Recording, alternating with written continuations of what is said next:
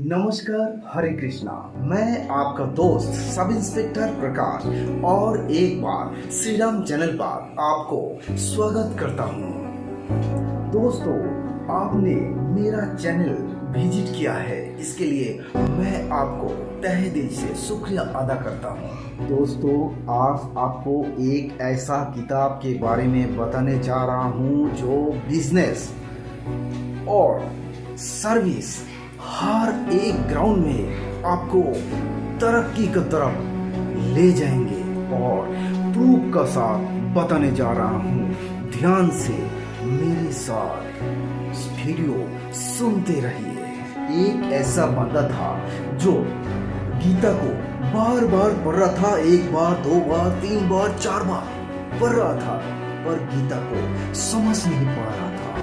क्यों? गीता को समझना इतना आसान है क्या? नहीं तो सभी लोग जो घूम रहा है गीता को समझ जाता ना। गीता को समझ नहीं पा रहा था, चार बार पढ़ने के बाद समझ में आया। क्यों ऐसा है? क्योंकि जब गीता को कुरुक्षेत्र का मैदान में बताया जा रहा था, उस समय दो पर्सन को दिव्य दृष्टि प्राप्त था। एक अर्जुन और एक आपका संजय, और दोनों ने ही सुना है। हम तो बिना दिव्य दृष्टि वाला है, तो हमें बार बार पढ़ते रहना है, तभी भगवान का इतना वजन वाला बात का निचोड़ हमें समझ में आ जाएगा। तो ये व्यक्ति कौन था? ये था एक ऐसा महान व्यक्ति, ऐसा महान पॉलिटिशियन, एक ऐसा महान फिलोसोफर, एक ऐसा नोबेल पर्सन जिसको सारा दुनिया में पूजा होता है, जो भारत का राष्ट्रपिता कहे जाता है और जो भारत का सबसे बड़ा पॉलिटिशियन है, कांग्रेस का महान व्यक्ति है। ये नॉन बर्ड मोहनदास करमचंद गांधी। हम में से ऐसा भी कुछ लोग होगा जो अभी तक भी सुनने के बाद ऐसा सोच रहा होगा कि अरे ये तो गांधी जी था, गांधी जी तो हमारा एक ऐसे साधु सन्यासी फकीर आंधी था, इनका पीछे हम चल के क्या करेंगे? भाई, आपके लिए भी मैं एक ऐसा बंदा का नाम लेके आ रहा हूँ जो सुन के आपका होश उड़ जाएगा। ऐसा बंदा जिसने सबसे पहले अमेरिका में बम आविष्कार किया था। हमारा सोसाइटी जो है, हमारा सोसाइटी पश्चिम को फॉलो करता है। वेस्ट का आदमी जब तक कोई करेगा नहीं, ये सोचता है ये तो गवार है, ये तो उल्टा सीधा काम करते, ये तो फुलिश है। मैं इसीलिए ऐसा आदमी का नाम बताने जा रहा हूँ जो सच में आपको हिला के रख देगा। एक अमेरिकन साइंटिस्ट का दिल में अचानक ऐसा ख्याल आया कि जापान, जर्मन चारों तरफ से दुनिया को ग्रसित कर रहा है, चारों तरफ से दुनिया को ऑक्युपाई कर रहा है। इस समय में बैठकर उनका दिल में ये ख्याल आ रहा है, मैं करूं तो क्या करूं, करने को कुछ नहीं है, कुछ हेल्प नहीं कर सकता है। उनका अंदर रिस्पॉन्सिबिलिटी था, नेशनलिटी था, जातीयतावाद था। वो अपना देश को कुछ देना चाहता था। जापान और जर्मनी से देश को बचाना चाह रहा था, पर बचाने के लिए कोई रास्ता नहीं था। उन्होंने 1933 में संस्कृत पढ़ना शुरू कर दिया। संस्कृत पढ़ते पढ़ते मोटिवेशन ढूंढ रहा था। संस्कृत पढ़ते पढ़ते जब उन्होंने गीता पढ़ना शुरू कर दिया था, तब उनको मोटिवेशन मिला एक व्यक्ति से। कौन है पता है आपको? वो है अर्जुन। अर्जुन से उनको मोटिवेशन मिला था। अर्जुन महाभारत में गुडनेस का सिंबलिक करता है और छोटा भाई का रोल निभा रहा है, एक नेशनलिज्म का रोल निभा रहा था। जैसे अपना बड़ा भाई को किंगशिप दिलाना है, युधिष्ठिर को किंगशिप दिलाना है, Yudhishthir was a good king, और उनका जो छोटा भाई Arjun was a good leader.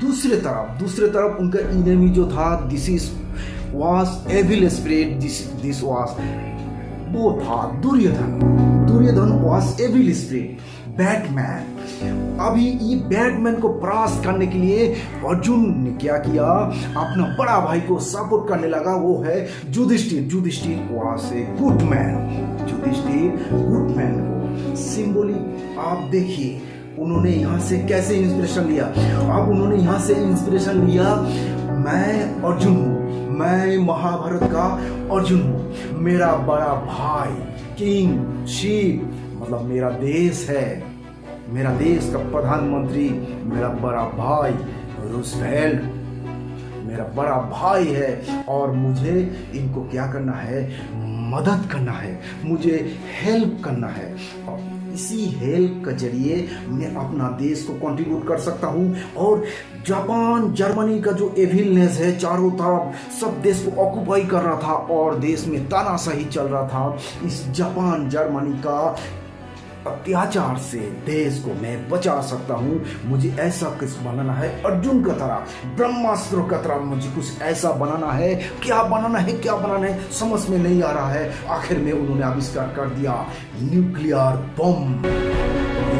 बम जो हिरोशिमा में नागासाकी में विध्वंस आकार दिया था।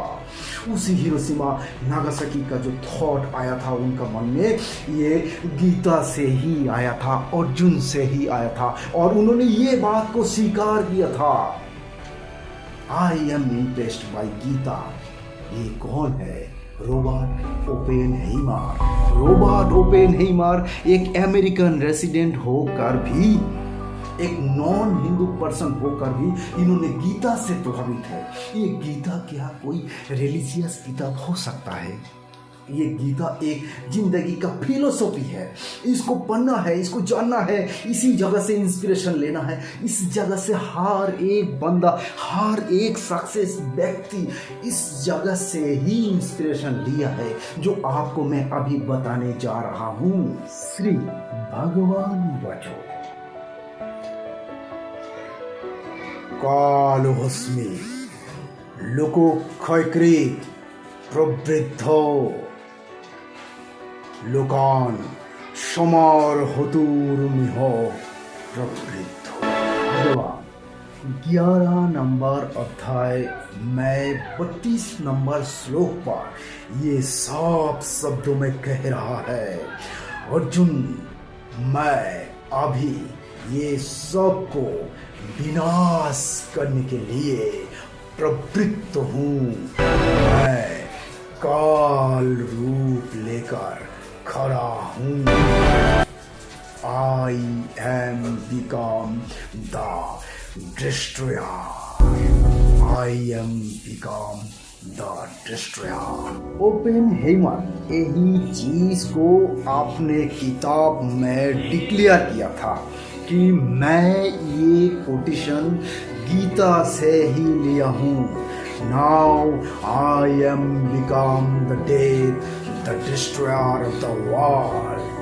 जब उन्होंने देखा कि जर्मन और जापान को किसी भी हालत में, किसी भी सूरत में रोका नहीं जा रहा था और उनको अर्जुन बन के ब्रह्मास्त्र देने का मंशा हुआ था, तभी उन्होंने गीता से इंस्पिरेशन लेके आखिर में बम बनाया। फादर ऑफ द बम कहलाता है। Aldous Huxley, Henry David Thoreau, Emerson, George Harrison, कितने को गीता ने प्रभावित किया है, मोटिवेट किया है, जिंदगी का राह दिखाया, जिंदगी का रास्ता दिखाया और जिंदगी का सक्सेस तक पहुंचा दिया, जिंदगी का टॉप लेवल तक पहुंचा दिया है। और जिंदगी में जब रास्ता भटक जाता है तब रास्ता दिखाया है। ये ऐसा किताब है, इसी का नाम गीता है। ये कोई मामूली ज्ञान का किताब नहीं है, कोई मामूली फिलोसॉफी नहीं है।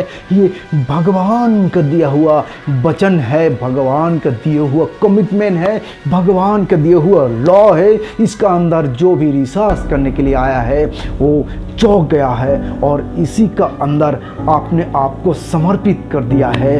तो दोस्तों, अभी तक क्या आपका मन में गीता का बारे में डाउट है क्या कि इसको पढ़ना है कि नहीं पढ़ना है? अभी आपको एक ऐसा नाम बताने जा रहा हूँ। एक क्रिश्चियन मदर का एक बेटी, अचानक उनका दिल में ख्याल आया, नहीं मुझे गीता से इंस्पिरेशन मिला है, मुझे गीता से मोटिवेशन मिला है, मुझे कुछ करना है ज़िंदगी में, मुझे कुछ करना है, मुझे कुछ ऐसा करना है जो अलग है। और उन्होंने हर जगह ज़िंदगी में टॉप तक पहुंच गया। टॉप तक पहुंचते पहुंचते पहुंचते पहुंचते एक समय ऐसा पहुंच गया, वो स्पेस में 6 महीना तक रहा। उनका नाम है एस्ट्रोनॉट कैप्टन सुनीता विलियम्स।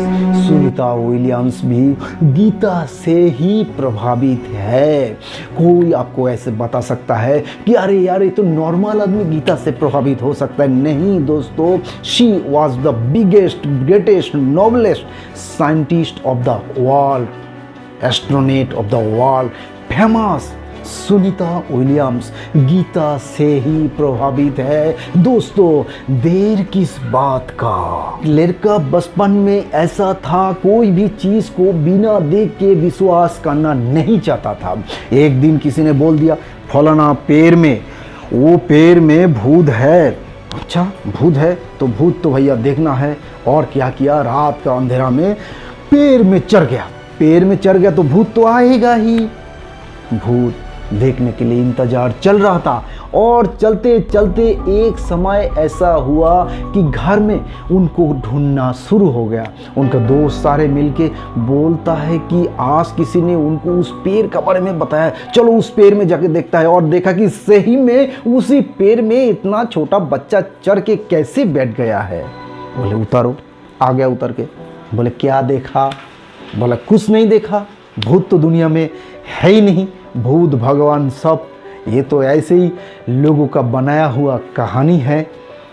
उसी बंदा जब बड़ा हुआ और रामकृष्ण देव का सामने आया, बस वही सवाल था, आपने भगवान को देखा है क्या? आपने भगवान को देखा है क्या? आप इतना पूजा पाठ करते हो, भगवान भगवान चिल्लाते हो, देखा है क्या आपने? रामकृष्ण देव उनको ऐसे टच कर दिया। टच करते ही उनका शरीर में बिजली छत प्रवाहित हुआ। जब ऐसे प्रवाहित हुआ उनको लगा ये पक्का कोई जादूगर है। मुझे पूरा ब्रह्मांड का ज्ञान कैसे हो गया उस समय इनका टच करने से। फिर भी मानने के लिए तैयार नहीं है विवेकानंद। जब आखिर में उन्होंने अपना आंखों से भगवान दर्शन किया और गीता से मोटिवेटेड होके दुनिया को मोटिवेटेड कर दिया भैया। उस समय जितना भी स्वतंत्रता सेनानी है मोस्टली विवेकानंद से ही प्रभावित है। The most famous scholar, the most talented scholar of the world, of the India, the great son of mother India, also motivated by Gita से ही प्रभावित है। ओ जागो जागो जागो, arise awake and work till the last। Vivekananda ही ऐसे जगा रहा था, सबको जगा रहा था, क्योंकि उसको जगाया किसने? उनको जगाया गीता ने। तो आप भी अपने आप को मोटिवेट करने के लिए, अपने आप को जगाने के लिए आप गीता जरूर पढ़िए। गीता पढ़ोगे तो आपका अंदर सेल्फ कॉन्फिडेंस आएगा। और विवेकानंद यही चीज़ बताया था, जब तक आपका अंदर सेल्फ कॉन्फिडेंस नहीं आएगा तो आप जिंदगी में कुछ भी नहीं कर सकते हो। Believe in your self at first.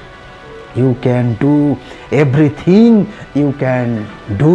Punjab में जन्म लिया हुआ स्वतंत्रता सेनानी एक बंदा का नाम सभी लोग जानता है। उनको जब फांसी के तख्ते में चढ़ाया गया, उनको पूछा गया कि आप एक बार वाहे गुरु का नाम ले लो क्योंकि आपका आखिरी समय आ गया है। उन्होंने जवाब दिया मैंने ज़िंदगी में कभी वाहे गुरु का नाम लिया नहीं हूँ, और आज अगर मरने का पहले वाहे गुरु का नाम लूँगा तो ये बोलेगा कि मैं कितना स्वार्थी हूँ। आज मैं इनका पास माफ़ी मांग रहा हूँ। मौत को सामने देखकर मैं डर गया हूँ, मैं डरने वालों में से नहीं हूँ। ये कौन है ये लड़का जो फांसी के तख्ते में वाहे गुरु का नाम लेने का सुनते ही ऐसे बोल दिया है। ये वही लड़का है जो कर्म योग पे विश्वास रखता है, और ये कर्म योग का इंस्पिरेशन, मोटिवेशन उनको कहाँ से मिला? ये गीता से ही मिला है। क्योंकि इनका साथ दो किताब घूमता था, एक विवेकानंद का इंस्पिरेशन, विवेकानंद का लाइफ से इनका हमेशा मोटिवेशन मिलता था, और एक किताब जो है गीता का कर्म योग। कर्म योगी, सबसे बड़ा कर्म योगी ये है, वो है भगत सिंह। इनको नास्तिकों ने अपना दल में लेने के लिए कोशिश करता है, नास्तिक बोलता है, असल में ये नास्तिक नहीं था, ये काम पे ज़्यादा विश्वास करता था और फालतू चीज़ों में इनका विश्वास बिल्कुल कम था। सबसे बड़ा बलिदानी इंडिया का माना जाता है, युवा का एक बड़ा मोटिवेशन है, क्रांति वीरों को हिला के रख दिया था, उसी का नाम भगत सिंह। दोस्तों, कर्म योगी एक ऐसा चीज है जिसमें बड़ा बड़ा भी छोटा पड़ जाता है कर्म योगी का सामने। ऐसा ही एक योगी आया है, मैं बता रहा हूँ। एक समय ऐसा हुआ था, एक साधु रोज पूजा कर रहा था, फूल पत्ता, बेल पत्ता, केला, दूध, बड़ा अच्छा अच्छा नैवेद्य भगवान को निवेदन कर रहा था और रोज पूजा कर रहा था, बड़ा तरीके से पूजा कर रहा था। एक दिन एक शिकारी आया उसी रास्ते से घूमते हुए और देखा कि अरे भगवान शिव जी पड़ा हुआ है उनका सामने। शिकारी भैया क्या खाएगा? शिकारी तो मीट खाएगा ना। तो उन्होंने भगवान को मीट समर्पित किया और भगवान ने मीट को एक्सेप्ट कर लिया। आप देखिए आगे क्या हो रहा है। साधु आया और बोला, भैया मैं ब्राह्मण नहीं बोलूँगा, ब्राह्मण इसलिए नहीं बोलूँगा क्योंकि ब्राह्मण एक अलग चीज़ होता है भैया। एक दिन मैं दूसरा वीडियो में बताऊँगा, ब्रह्मज्ञानी होने का बाद ब्राह्मण होता है, इसीलिए मैं उनको साधु बोला, नॉर्मल से साधु है। अब साधु आया, साधु आने का बाद उन्होंने बोला तुम मेरा पूजा को क्यों खराब किया? देखो मैं इसीलिए उनको ब्राह्मण नहीं कहा है। ब्रह्मज्ञानी अगर होता तो ये बात नहीं बोलता कि मेरा पूजा को। चलो ये दूसरा टॉपिक है, ये दूसरा वीडियो में मैं बताऊंगा ब्राह्मण किसको बोलता है और साधु किसको बोलता है। तो आप क्या हुआ है, ये जब बताया है कि भैया कि मेरा पूजा को आपने खराब कैसे किया, आपने टच किया है, आपने मीट दिया है, मेरा भगवान गंदा हो गया है, मेरा भगवान को आपने गंदा क्यों किया? दोनों का बीच में लड़ाई शुरू हो गया है। भोलेनाथ देखिए, अरे यार ये तो बड़ा विचित्र आदमी है, मेरा भगत के साथ लड़ाई शुरू कर दिया है। भोलेनाथ प्रकट हुआ। क्या हुआ तुम दोनों का बीच में क्या हो रहा है? मैं इनका पूजा मैं एक्सेप्ट किया, आपका क्या प्रॉब्लम है? साधु बोलता है प्रॉब्लम तो है प्रभु। क्या प्रॉब्लम है बताओ? प्रॉब्लम ये है कि आपने मेरा इतना अच्छा पूजा है, इतना सात्विक पूजा है मेरा, उस पूजा को आपने एक्सेप्ट नहीं किया और इनका दिया हुआ मीट आपने एक्सेप्ट कर लिया। भगवान उस समय बोलते हैं कि ये जो पूजा इसने दिया है मेरे को, ये एक बहुत बड़ा कर्मयोगी है, इनको कर्म में अलसता कुछ भी नहीं है और कोई भी काम करता है इनका पीछे उनका कोई भी गलत मनसा नहीं है, कोई भी चाहत नहीं है। ये वो बंदा है जो सबसे बड़ा कर्मयोगी है। मैं इसीलिए उनको आशीर्वाद दिया। इनका कर्मयोग से मैं प्रसन्न हूँ।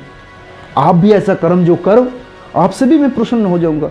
अब देखिए दोस्तों, मेरा कहने का मतलब ये है कि कर्मयोग एक इतना बड़ा योग है, इतना बड़ा योग है जिसको भगवान ने कैसे एक्सेप्ट कर लेता है। तो गीता में भी अर्जुन को भगवान ही बता रहा है तुम अपना क्षत्रिय धर्म निभाओ। सामने एविल स्पिरिट, खराब शक्ति, बदमाश खड़ा है और इस बदमाश शक्ति को आपको मिटाना है। इसको मिटाओ, लड़ाई करो, युद्ध के मैदान में तलवार उठाओ और इसको फाड़ डालो। यही तो बताया है, यही तो मोटिवेशन भगत सिंह को मिला था, यही तो मोटिवेशन हर एक को, यही तो विवेकानंद को मिला था। जब दुनिया में सब लोग त्राहिमाम कर रहा है, विवेकानंद जा रहा था जंगल में, अरे मत जाओ, गीता ने मोटिवेशन दे रहा, लोगों को जगाओ, समाज को जगाओ, युवा को जगाओ, यूथ को जगाओ और सक्सेस का तरफ, अपना कर्म योग का तरफ इनका ध्यान आकर्षित करो।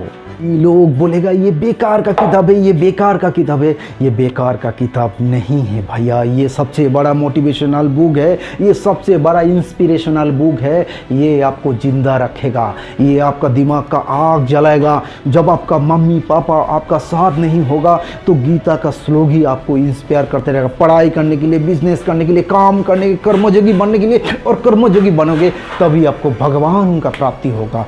तो गीता आपको गलत रास्ता कैसे दिखा सकता है? और आप अगर बोलोगे कि ये ऐसा भी गीता पढ़ के ऐसे हुआ है, ये तो हमें मानने के लिए तैयारी नहीं हूँ, क्योंकि उसने गीता नहीं पढ़ा होगा, दूसरा कहानी पढ़ा होगा।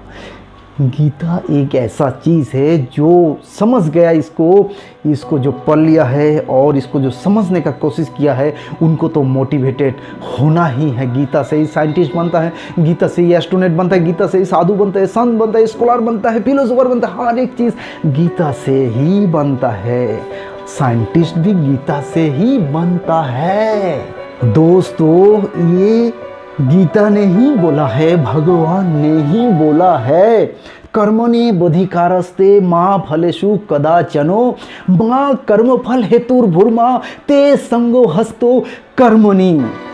आप अपना कर्म करो, फल का चिंता मत करो, फल के प्रति आसक्त मत रहो। फल तो आपको मिलने वाला ही है, फल देने के लिए मैं हूँ। आपका कर्म कभी विफल नहीं होगा, तो आप क्यों चिंता करते हो? तो गीता से ही इंस्पिरेशन लेके न्यूटन भी वही बात बोला, थर्ड लॉ में, every action has opposite and equal reaction. Every action has opposite and equal reaction. हर एक क्रिया का समान एवं विपरीत प्रतिक्रिया होता है। आपने काम किया है और आपको काम को फल नहीं मिलेगा, ऐसा कभी हो सकता है क्या? कभी नहीं हो सकता है। यही गीता ने सिखाया है, यही आपको विज्ञान ने भी सिखाया है, न्यूटन का थर्ड लॉ वही सिखाया है। तो आप देर किस बात का? डीमोटिवेटेड मत रहो, मोटिवेटेड हो जाओ और गीता को आपका बेस बना लो और जिंदगी का मजा लेना शुरू कर दो। दोस्तों, एक जगह आप पैदल भी जा सकते हो, साइकिल से भी जा सकते हो, मोटरसाइकिल से भी जा सकते हो, फ्लाइट से भी जा सकते हो, ट्रेन से भी जा सकते हो, कैसे भी हो जा सकते हो। पर जाने के लिए आपको शुरू तो करना होगा। बिना शुरू करके आप कैसे पहुंचोगे? पर पहुंचोगे जरूर, ये आपको ध्यान रखना है। और आप कर दो शुरू, लेट मत करो। आपका सक्सेस और आपका गीता आपको दो चीज़ देगा, सक्सेस एंड पीस।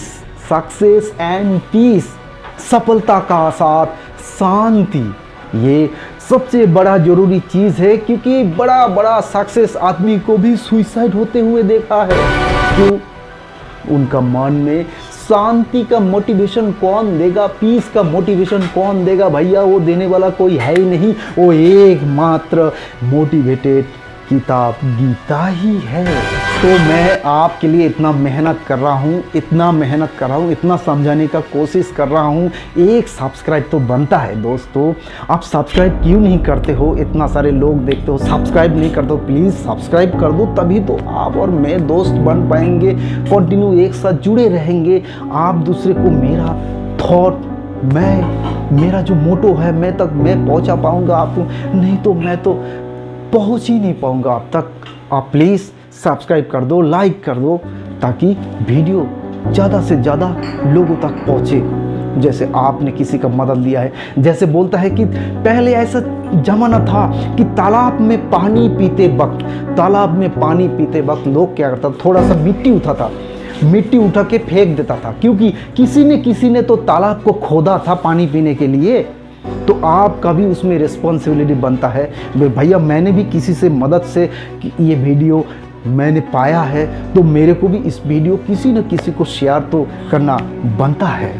मेरे साथ जुड़े रहिए। मैं अच्छा टॉपिक लेके, आपका डिमांड का टॉपिक को लेके मैं बहुत जल्द आपका सामने हाजिर हो जाऊंगा, और आपका दोस्त आपका साथ हमेशा रहेगा, आपको मोटिवेट करते रहेगा। आप भी मोटिवेटेड होते रहे, दूसरे को मोटिवेट करते रहे। जागो जागो इंडिया जागो, don't be late, you can do. Hare Krishna. आपको और एक बार धन्यवाद करता हूँ मेरे चैनल में विजिट करने के लिए।